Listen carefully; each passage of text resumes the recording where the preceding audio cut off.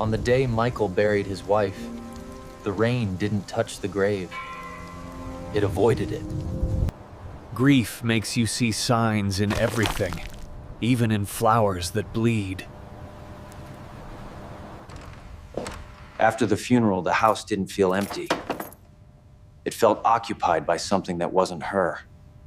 And something watched his sorrow, hungry for it. Michael.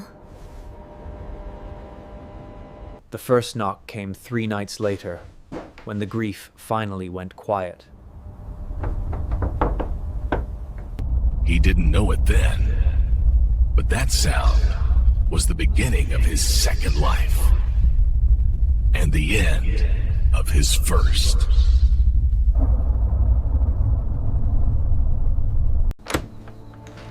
He opened the door expecting a neighbor, not perfection. Good evening, Mr. Hart. There was something wrong with her eyes. They looked too sure of him. You're exactly what I needed. She said all the right things, exactly when a broken man needed to hear them. No one should go through grief alone. But predators don't hunt with fangs first. They hunt with promises. Try it on. Elena always visited at midnight. Never earlier, never later. Good evening again. He noticed it by accident and wished he hadn't. Don't look. And sometimes, her pupils expanded like a predator smelling blood. Her hand was cold. Not winter cold, grave cold. And when their fingers touched, something ancient stirred. She loved walking at night, but always chose streets without a single streetlight. Even under the moon, her shadow moved wrong. Mine. He didn't know why he trusted her. Maybe because grief makes you desperate. You make the nights easier. And her smile was the first warning he failed to understand. Elena appeared anywhere, without sound, without footsteps. And her hands were too cold, too delicate, too dead. And She watched him with eyes that never blinked, as if blinking was too human. In the dark, her eyes glowed with a hunger she tried to hide. When he kissed her, he noticed something that froze his blood. There was no heartbeat. Nothing. She was a perfect, beautiful void. She wanted him alone. Completely alone. As if she sensed threats no one else could see. And jealousy for her wasn't human. It was instinct. She asked the question too soon. Too perfectly. Too rehearsed. Will you marry me? And the ring she offered was older than every grave in the city. He said yes, because loneliness is a cruel storyteller. Yes, I'll marry you. but her shadow celebrated before she did. She wanted the ceremony at night. Always at night. It must be then. And the moon was part of her plan.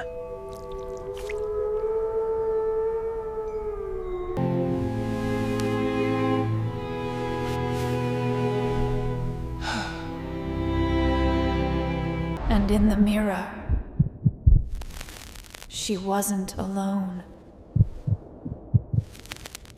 Her family wasn't coming. She said they were gone. What about your family? They rest now. And the dead, never miss a wedding. She said it was a blessing, but it felt like a claim. Now you're mine. The night after he agreed, the nightmares began. Michael. In his dreams, she wasn't human at all. She was always awake. Always watching. You're safe with me. She insisted on preparing breakfast, even though she never ate. And sometimes the milk tasted like blood.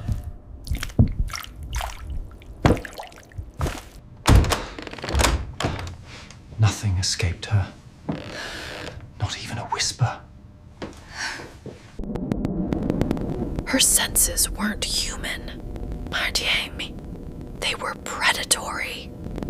He tried to talk to her, but her answer chilled him. Are we rushing this? The wedding? You belong with me. And only with me. And in the comic of his mind, she already owned him.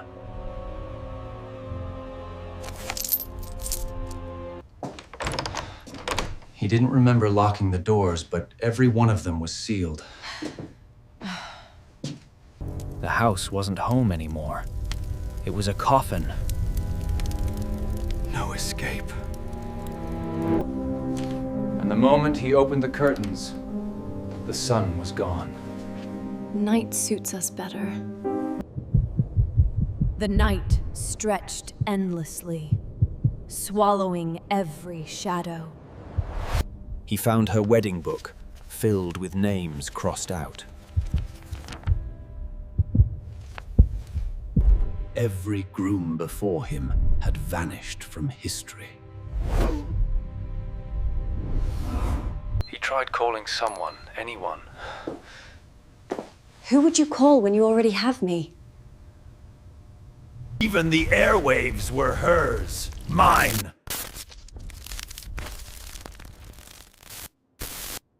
She said it calmly, as if telling him the weather. I wasn't looking for love, I was looking for a vessel. And the comic revealed her true face, long before he could accept it.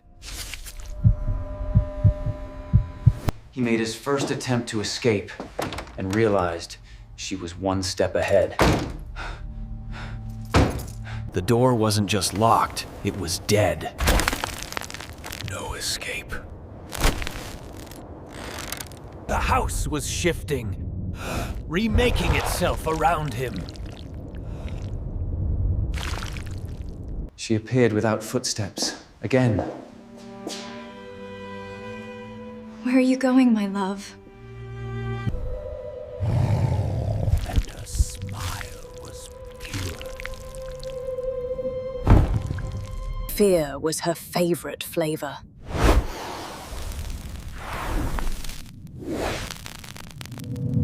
The house itself began to respond, like a creature waking up.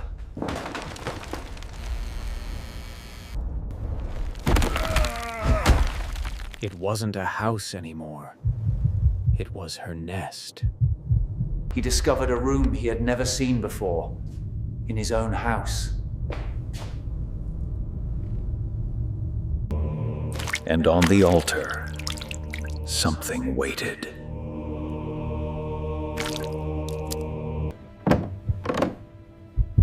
He found her bridal veil, stained with something dark. Every bride before him had worn it. She caught him holding the veil, and her voice broke the room. That is not for you to touch. Not yet. Her anger was inhuman. And then she forced herself to smile. Forgive me. I get Protective. But her idea of protection was a cage. Forever. He found her ritual book and finally understood what she wanted. She didn't want a husband, she wanted ascension.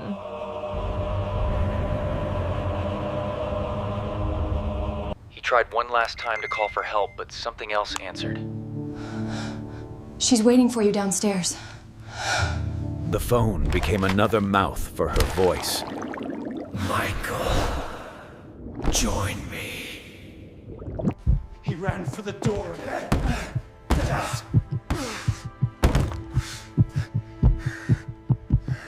And the house answered back.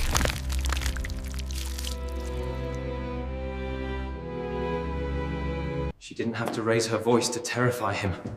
Michael, if you run again, I will break the house to find you. And she meant every word.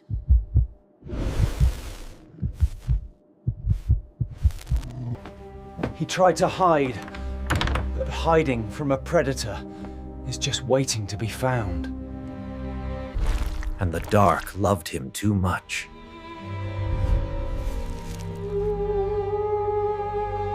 Of course she found him, she always did. Come, my love. It's almost time. Her touch chained him more than steel ever could. She led him downstairs, like a groom walking toward his wedding.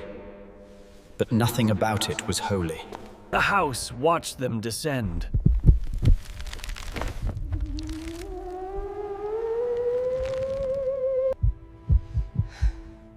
And there it was, the altar built for him.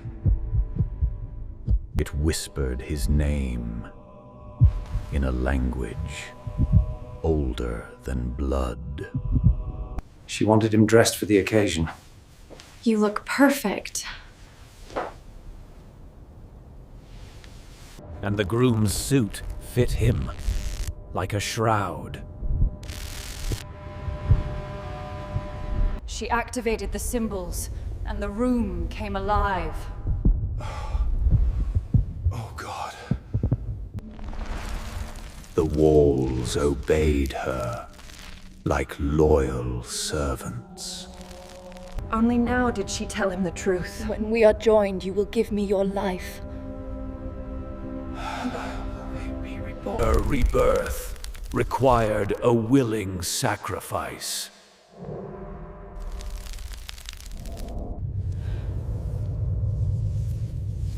She tied his hands with ribbons.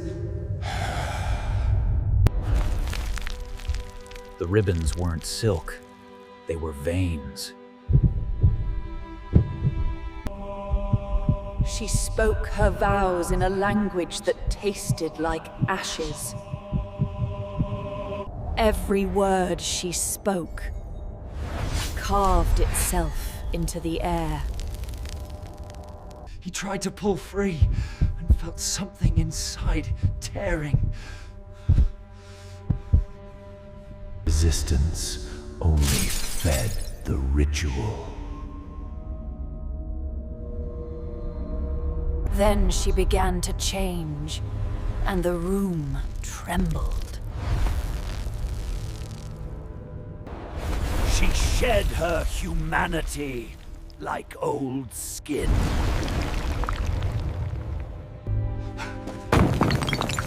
The house felt her rising power and shook like a beast waking up. The altar wasn't stone anymore. It was hungry. The ceremony began, and time itself seemed to kneel before her. The ink of fate wrapped around them both. Then he saw them. The others she married before him.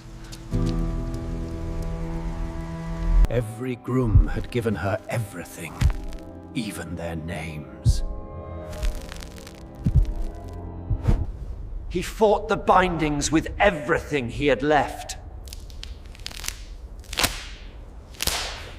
But the altar did not forgive disobedience.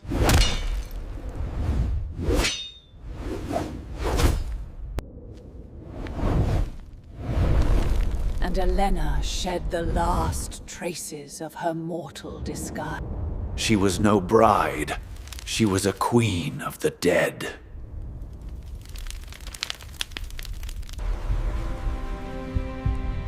But even monsters have weaknesses. A veil held the memories of the past, and maybe the power to end her. The moment he touched the veil, it woke up. The veil wasn't cloth. It was a prison, screaming to be broken. Her rage split the page itself.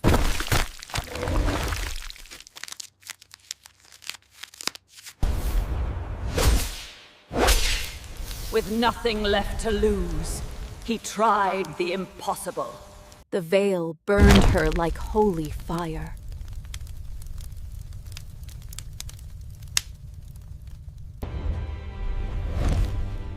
Pain stripped her of her last mask.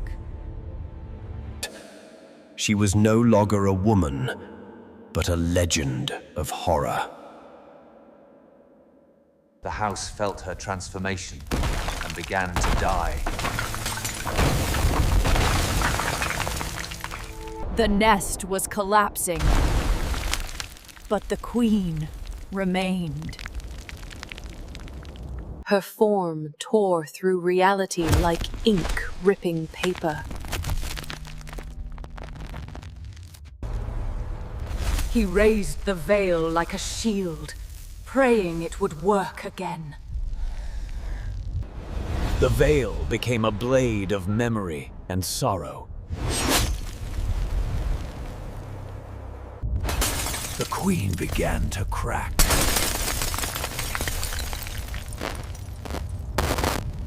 Then he saw it, the only place she could truly die. There. Her heart was not a heart, but the trap that bound every soul she consumed. He had one chance, and no strength left to waste. And the veil struck the queen's heart.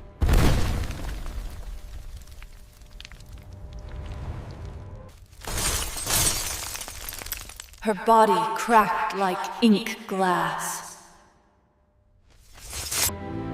And then he heard them, the freed souls. The dead bowed in gratitude.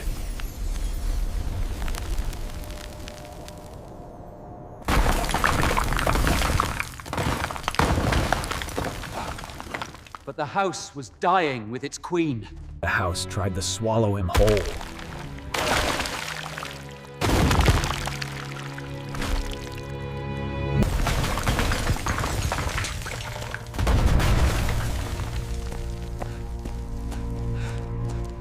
But the house chased him like a wounded beast. He saw it, the front door, for the first time. Unlocked. He dove through the doorway into the first breath of freedom.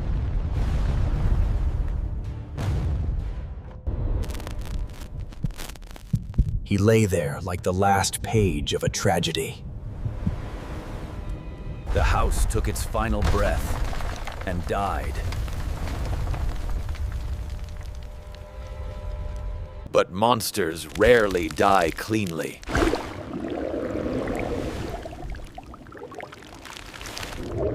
He forced himself up, every muscle screaming. But something rose with him.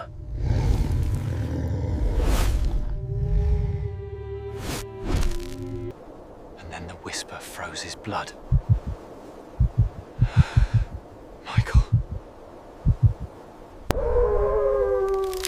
Some queens don't die, they wait.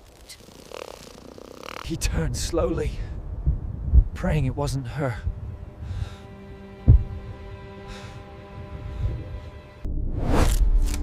And what he saw ended his hope forever. He breathed, but the air tasted wrong. Hey. Something crawled beneath his skin, like a shadow learning a new home.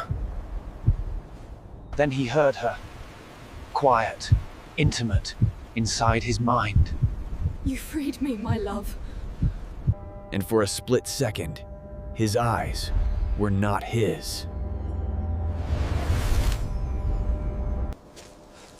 His legs moved without his permission.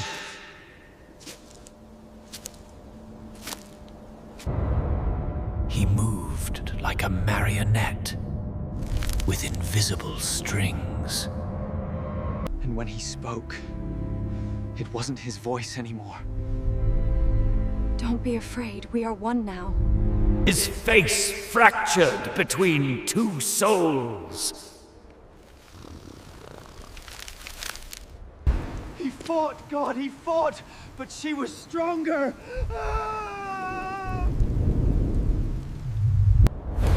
And the ritual sealed itself inside him.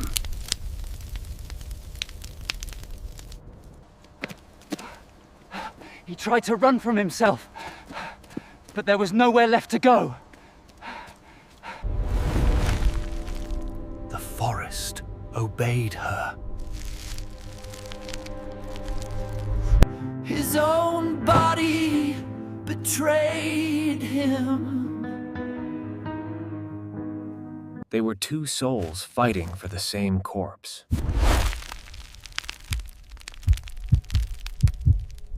It was no longer a possession, but a rebirth. We are one. A new creature opened its eyes to the world. And the last thing he did as Michael Hart was stop being Michael Hart. My love, our wedding has only begun.